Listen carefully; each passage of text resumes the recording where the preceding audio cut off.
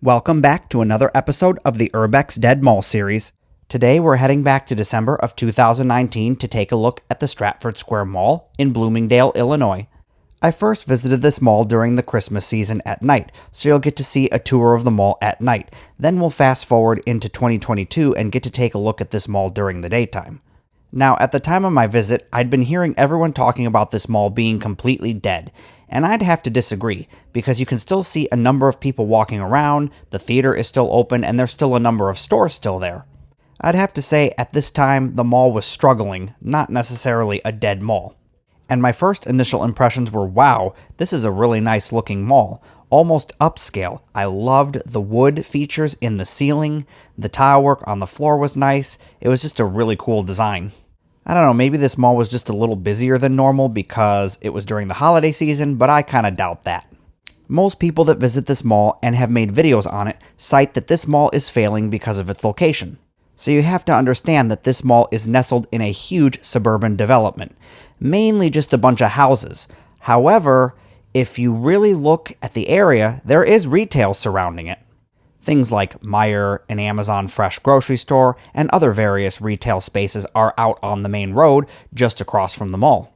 I don't know, maybe people are saying this because when visiting the mall, Google Maps tends to take you through a huge subdivision, and you never really see all the other retail that sits just across from the mall.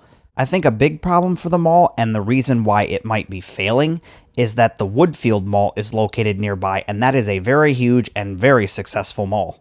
Just another classic example of a metro area that's been overmauled. So I think now it would be appropriate to go into the history of this mall, because the Stratford Square Mall would open its doors in 1981, starting the decades-long rivalry and competition between the nearby Woodfield Mall in Schaumburg. Because you see, over the years it seems the Woodfield Mall has always one-upped the Stratford Square Mall, while the Stratford Square Mall just kind of sits back and just does what it always did. And that's not to say the Stratford Square Mall hasn't had some upgrades over the year, but I'd have to say the Woodfield Mall has had many upgrades, many expansions, and just kept up more with the times. So the Stratford Square Mall currently has two anchors, Kohl's and Burlington. The other five are vacant and were last a JCPenney, Carson Pirie Scott, Round One, and Century Theaters. And the final anchor, which was formerly the Marshall Field/Macy's space, was demolished in 2019 to make way for a new Woodman's Food Market grocery store. The mall would finally receive its first renovation on November 15th of 1999, and boy was it a big one. The mall would remain open to the public during the renovations, which would include new flooring throughout, new elevators and additional escalators, enlarged restrooms with the addition of two new family restrooms, more comfortable seating throughout the mall, and expanded retail areas on the lower level. This mall used to have a spectacular water feature right next to the food court. It ran from the second floor all the way down to the first floor. Unfortunately, it would be slowly reduced over time and eventually replaced by an FYE store. 2005 would see the mall being acquired by the New York-based Feldman Mall Properties. There was also a Steve & Barry's at this mall that operated from about 2006 until 2009, when the chain would file for bankruptcy and close. In 2007, the mall's original 4-screen theater would be transformed into a Cinemark Century Theater that had 16 all-digital screens, a cappuccino bar, marble flooring, stadium seating, and much more. At this point in time, things weren't looking too bad for the mall, as they had just done some renovations, as well as expanding and upgrading the theater, and now in 2008, they were going to add a Red Robin restaurant. It was really interesting to see this skate room here. I believe this is ice skating, which reminds me of some of the malls, mainly the one that was in Texas that had a giant skating rink in the center of the mall. Really cool to see this. It just reminded me of that. Anyway, back to the mall's history now.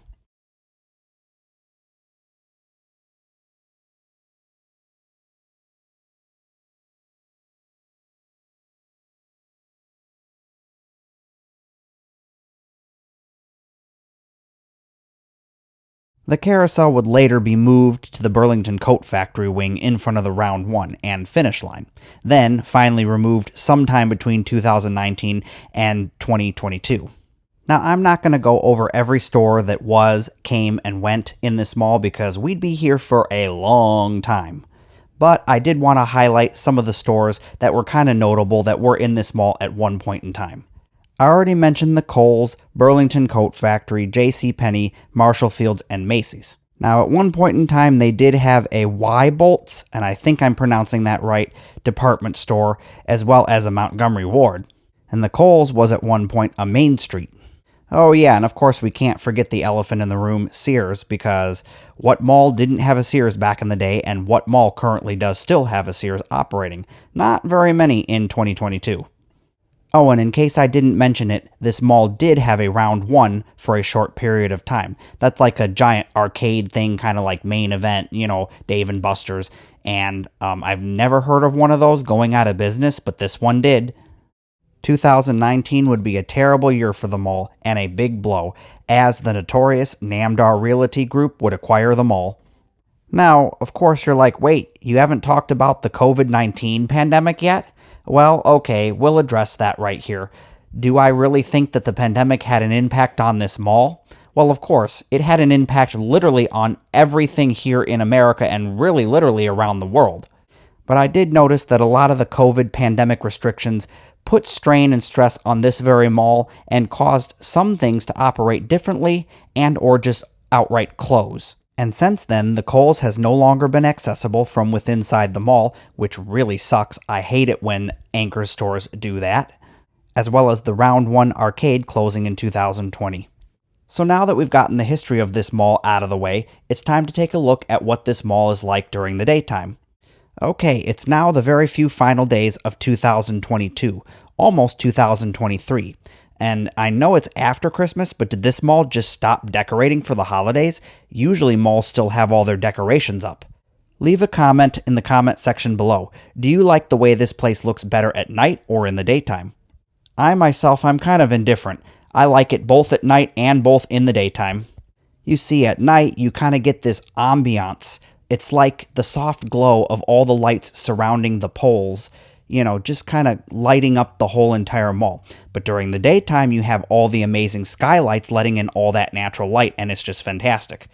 Oh, and while you look at that, the Kohl's decided to drop the pandemic BS and actually open their mall entrance. That's absolutely amazing.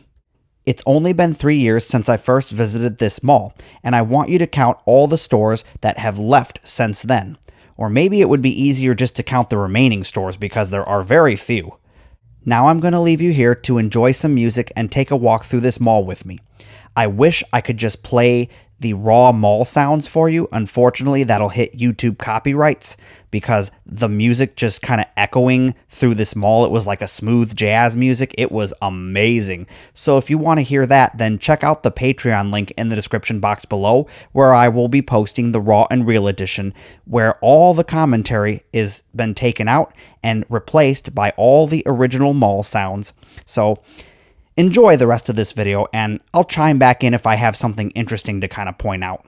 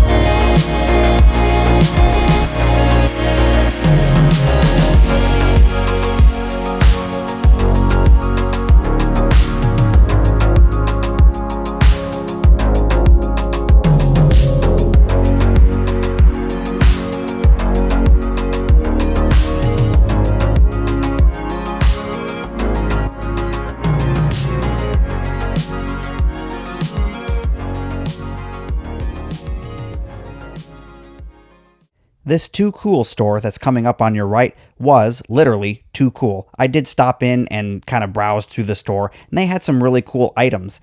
Unfortunately, I just couldn't really afford to spend any money on this trip, as I had spent it all in gas just getting to the mall.